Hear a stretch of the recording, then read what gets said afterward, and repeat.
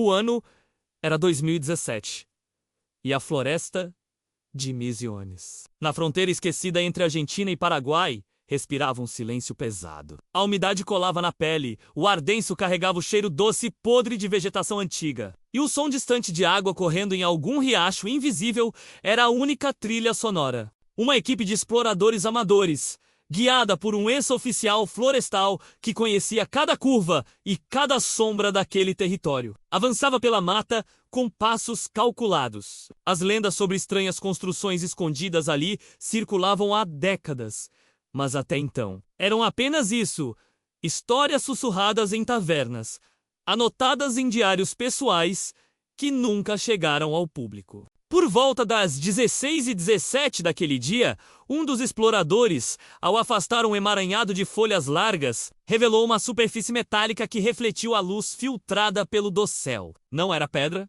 não era madeira. Era frio ao toque, sólido, e não parecia ter sido corroído pelo tempo. O ex-oficial se aproximou, bateu levemente, e o som grave que respondeu ecoou como se viesse das entranhas da terra. Com mais alguns movimentos, revelaram uma entrada disfarçada por pedras falsas, cobertas de musgo e raízes. Por trás delas, um túnel descia em inclinação suave, engolindo a luz do dia. A primeira sensação ao forçar a passagem foi o ar estagnado, úmido, escapando como o último suspiro de um segredo guardado por décadas. Dentro, o feixe das lanternas cortava corredores estreitos, com paredes de concreto liso, que ainda carregavam o cheiro químico do cimento, e portas de aço gravadas com inscrições em alemão. As dobradiças, apesar dos anos, não rangiam. Era como se alguém tivesse fechado tudo na véspera e partido às pressas. No coração daquele bunker, sobre uma mesa metálica coberta por uma fina camada de poeira, repousava um conjunto de mapas marítimos datados de 1958. O papel amarelado, manchado pela umidade, escondia um conteúdo intrigante. Rotas pelo Atlântico Sul. Traços que conectavam a Argentina à costa africana.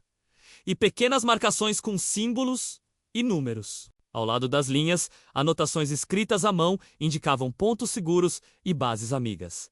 O alemão era antigo, mas legível. Foi então que encontraram, trancado dentro de um armário lacrado, um conjunto de objetos que gelou o ar do ambiente. Rádios de comunicação, ainda com fones e cabos enrolados com cuidado. Fardas impecavelmente dobradas, com insígnias preservadas. E, dentro de uma caixa metálica, microfilmes selados em cera. O líder da expedição, um homem chamado Rafael Cordeiro, olhou por longos segundos para aqueles cilindros negros antes de guardá-los com ele. Dias depois, especialistas convocados em sigilo analisaram os microfilmes. Não puderam menos, ou não quiseram menos, revelar o conteúdo. Mas boatos se espalharam. Listas codificadas, talvez nomes, talvez coordenadas, de locais ainda ativos. Nenhum governo confirmou oficialmente, e os poucos envolvidos pareciam evitá-lo, como se fosse um assunto proibido. Pouco tempo após a descoberta, estranhos eventos começaram a ocorrer. Veículos sem identificação foram vistos seguindo os exploradores. 3 membros da equipe desistiram de prosseguir com a pesquisa, alegando motivos pessoais. E então, o acontecimento mais perturbador. Rafael Cordeiro desapareceu ao tentar atravessar a fronteira com o Paraguai. Ele havia dito a um amigo próximo que faria a entrega final naquela noite. Nunca mais foi visto. Nos bastidores, círculos de historiadores e ex-agentes de inteligência começaram a fazer conexões. A cidade perdida de Misiones aparentemente não era um caso isolado. No Paraguai e no extremo sul do Chile, relatos descreviam comunidades isoladas, povoadas por descendentes de alemães que falavam um dialeto preservado desde os anos 40. Em algumas delas, o acesso era restrito. Visitantes eram recebidos com olhares frios e respostas monossilábicas. O padrão se revelava aos poucos. Uma rede de refúgios cuidadosamente planejada, interligada, paciente. Não eram ruínas mortas.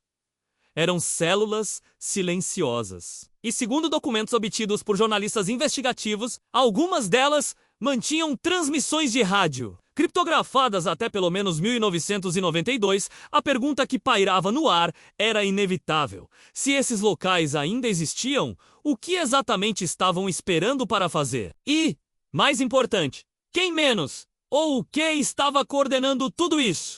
Na madrugada de 8 de setembro de 2018, uma gravação anônima chegou às mãos de um repórter argentino. O áudio, de pouco mais de 2 minutos, capturava vozes falando em alemão, mencionando algo sobre o novo tempo e a costa segura. A origem da transmissão foi rastreada para um ponto no meio da selva, a menos de 50 quilômetros de onde o bunker de Misiones fora encontrado. Mas, quando equipes foram enviadas, não encontraram nada além de clareiras vazias e fogueiras recém-apagadas. Alguns acreditam que essa rede subterrânea menos literal e figurativamente menos ainda respira, que não é apenas um fantasma da Segunda Guerra, mas uma entidade viva, adaptada ao presente, aguardando uma ordem que talvez nunca venha, ou que, no momento certo, mudará o rumo da história. E se a floresta de Misiones, com seus segredos sufocados pelo verde,